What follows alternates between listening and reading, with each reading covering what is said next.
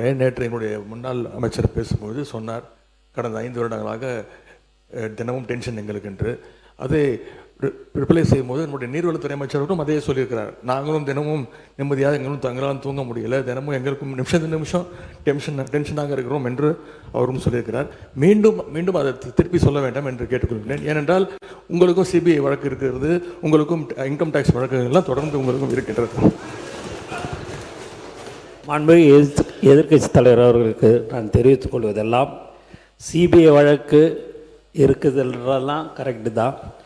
எங்களுடைய டென்ஷன், எங்களுடைய முதல்வர் தொகுதியில் என்ன பிரச்சனை, மக்கள் பிரச்சனை இருக்குது, அது உடனுக்குடன் பார்க்குறியான்னு கேட்டார்ன்றதுக்கோசம்தான் நான் உங்களுக்கு அப்படி சொன்னனே ஒழிய, நான் வேறு எந்த அர்த்தத்துலேயும் நாங்கள் எங்களை பயமுறுத்தியோ டென்ஷன் படுத்தியோ இல்லை. அவர் முதல்லாம் பார்த்திங்கன்னா எங்கள் சட்டமன்ற உறுப்பினர்லாம் எப்போ எங்களுடைய தலைவர் பேசுவார்னு நினச்சிருந்தாங்க. இப்போ ஃபோன் வந்தாலே பயம் இருக்குது. ஏதாவது தொகுதியில் ஒரு சின்ன விஷயமா இருந்தால் கூட அதை ஏன் உடனே செய்யலைன்னு கேட்கக்கூடியவர் தான் எங்கள் முதல்வர் என்பதை தெரிவிச்சு. உட்காருங்க. மாண்பு எதிர்க்கட்சி தலைவர் சொல்லி முடிச்சிடும். நீங்கள் சொல்லுங்கள், உங்கள் கருத்தை சொல்லுங்கள். பேரவைத் தலைவர்களே, எங்களுடைய சட்டமன்ற உறுப்பினர் முன்னாள் அமைச்சர்களும் அதே எண்ணத்தோடு தான் பேசினார். அவர் ஒரு மூத்த அமைச்சராக இருக்கக்கூடியவர், வேளாண்மைத்துறை அமைச்சராக இருந்தவர். எங்களுடைய முதலமைச்சர்கள் அன்றைக்கு தினசரி பேப்பரில் பார்த்து, செய்திகளில் பார்த்து, அந்த துறை சம்பந்தமாக ஏதாவது செய்திகள் வந்திருக்கிறதா, அதை உடனடியாக நிவர்த்தி செய்யுங்கள் என்றதுதான், அந்த எண்ணத்தில் தான் எங்களுடைய சட்டமன்ற உறுப்பினரும் பேசினார். மாண்பு சுகுமார் பேசுங்க. நீங்கள் நேற்று மற்றொரு முன்னாள் அமைச்சர் பேசும்போது சொன்னார், எங்கள் முன்னாள் முதல்வர் எங்கும் இருக்கிறார், எல்லா திட்டங்களும் இருக்கிறார், நீக்கமர நிறைந்திருக்கிறார், எல்லா இடத்துலையுமே இருக்காருன்னு சொல்லி பேசினார். அது ரொம்ப சந்தோஷம். ஆனால் மக்கள் மனதில் இல்லை. மக்கள் மனதில் இருந்தால் மட்டும்தான் இந்த சட்டமன்றத்துக்குள்ளே வர முடியுங்கிறது உங்களுக்கும் தெரியும், எங்களுக்கும் தெரியும். அதனால் மக்கள் மனதில் இடம்பெற்றிருந்தால் இந்த பிரச்சனையே வந்திருக்காது. இங்கே வந்து உட்கார்ந்துருக்கலாம். நீ குறுக்க பேசாதீங்க. மாண்பு உறுப்பினர்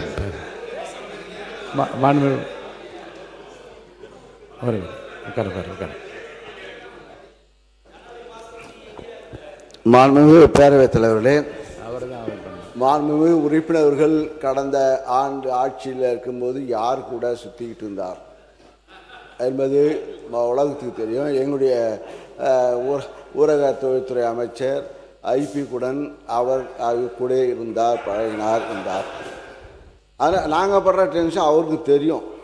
நாங்கள் எதுக்காகனா மக்களுடைய பிரச்சனைகளை அன்றாடம் பார்க்க வேண்டும், அமைச்சர்களும் சட்டமன்ற உறுப்பினரும் இருக்க வேண்டும் என்று எங்களுடைய தலைவர் அவர்கள் கூறிய அனுப்பி நாங்கள் பண்ணிடுறோம். அது இப்படி எங்கள் திட்டமும் மக்களுக்கு செல்ல வேண்டும். கிட்டத்தட்ட இப்போ யார் மனதிலே இல்லைங்கிறார். 1,31,00,000 பெண்களுடைய மனதிலே அவர் குடியிருந்து கொண்டிருக்கிறார்கள். அதே போல இங்கே புதுமை பெண் திட்டம் விளக்கம் வேண்டாம். மாண்பு உறுப்பினர் சொல்லிட்டீங்க, அவர் கருத்துக்கு தப்பு சொல்லிட்டீங்க, அதோட நிறுத்திடுங்க. போதும் உட்காருங்க. மாண்பு உறுப்பினர் கருத்து சொல்லுகிற போது ஒரு கான்ட்ரவர்சி இல்லாமல் நீங்கள் முடிச்சிடுங்க. ஏன்னா நீங்கள் சொல்லுகிற போது மிகப்பெரிய திராவிட பாரம்பரியத்து குடும்பத்திலிருந்து வழித்தோன்றலாக இருக்கின்றீர்கள். அந்த கண்ணியத்தையும் கௌரவத்தையும் காப்பாற்ற வகையில் நீங்கள் தொடர்ந்து பேச வேண்டும் என்று நான் கேட்டுக்கொள்கிறேன். இல்லை, இப்போ ஒருத்தர் அங்கே பின்னாலன்னு சொன்னாங்க, நீ எங்கே பின்னாடி முன்னாடிலாம் வேண்டாம், என்னை பார்த்து எனக்கு நீங்கள் பதில் சொல்லுங்கள், தொடர்ந்து பேசுங்க. இல்லை, நான் இருந்த திமுக தான் இல்லைன்னு நான் சொல்ல. அதாவது என்னைக்கு சப்ஜெக்ட் வாங்க, அவங்களுக்கு பதில் சொல்ல வேணாம். நீங்கள் அது சொன்ன நீதிநிலை அறிக்கை வேளாண் பேசுங்க. நான் எல்லாத்தையும் என்னை விட ஒரு வயசு பெரியவங்களாக இருக்கிறதுலேருந்து எல்லாத்தையும் நான் மதிக்கக்கூடியவங்க தான்.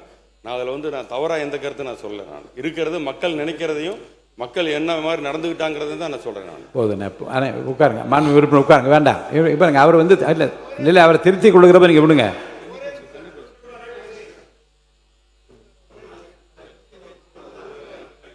கொடுங்க. உறுப்பினர் அவர்கள் சொன்னார், கடந்த கால ஆட்சியினுடைய முதல்வர் மக்கள் மனதிலே இல்லை என்றெல்லாம் சொன்னார்.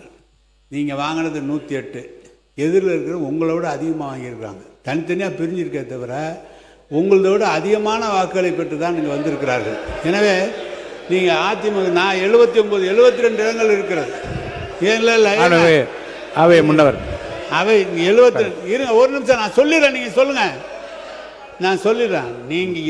நீங்கள் வாங்கிய வாக்குகள் 108 இடம், 35% அங்கே வாங்கியிருக்கிறது கூட வாங்கியிருக்காங்க. தனித்தனியாக பிரிஞ்சிருக்கு. எங்ககிட்ட இருக்கிறவங்க தான் உங்ககிட்ட வந்து ஆதரவு தெரிவிச்சிருக்காங்களே தவிர எங்கள் தலைவர் எப்போதும் மனதில் இருக்கிறவர், எப்போதும் மக்கள் மனதில் இருக்கிறவர். நீங்களே சொன்னீங்க ஐயா தந்தை பெரியார் அதற்கு பிறகு தொடர்ந்து திராவிட இயக்க கொள்கையில் இருந்துதான் வந்தவன் என்று. எனவே மக்கள் மனதில் இருக்கிற காரணத்தால் தான், நீங்களும் அதில் இருந்த காரணத்தால் தான் இன்றைக்கு கூட நீங்கள் சட்டமன்ற உறுப்பினராக வந்திருக்க முடியும். மாண்பு உறுப்பினர். அங்கே விசில் சின்னத்துக்கு மட்டுமே எல்லா தொகுதியிலும் ஓட்டு கேட்டு வந்திருக்கு. அவை முன்னவர் ஒரு பேரவைத் தலைவர் அவர்களே, மாண்பு துணைத் தலைவர் அவர்கள், எதிர்க்கட்சி துணைத் தலைவர்களுக்கு பேசுகிற ஒரு கருத்தை சொன்னார்கள். 108 பெரிதா எங்களது பெரிதா என்று கேட்டார்கள். சின்ன குழந்தையை கேட்டால் கூட 108 தான் பெரிதுன்னு சொல்லுவாங்க. ஒன்று, 97 பேர்களை வைத்துக்கொண்டு ஒரு ஆட்சி நடத்தியவர் நீங்கள் என்பதை மறந்துவிடக்கூடாது. பாருங்க, மாண்பு உறுப்பினர் சுகுமார் விவாதத்துக்கு வாங்க, பொருள் குறித்து பேச ஆரம்பிங்க. பேரவைத் தலைவர் அவர்களே, எனது சூலூர் தொகுதியின் எனக்கு வாக்களித்து என்னை இங்கே வரலாற்று சிறப்புமிக்க இந்த பேரவையில் எனக்கு வாய்ப்பளித்த எனது சூலூர் தொகுதி மக்களுக்கு நன்றியை தெரிவித்துக் கொள்கிறேன்.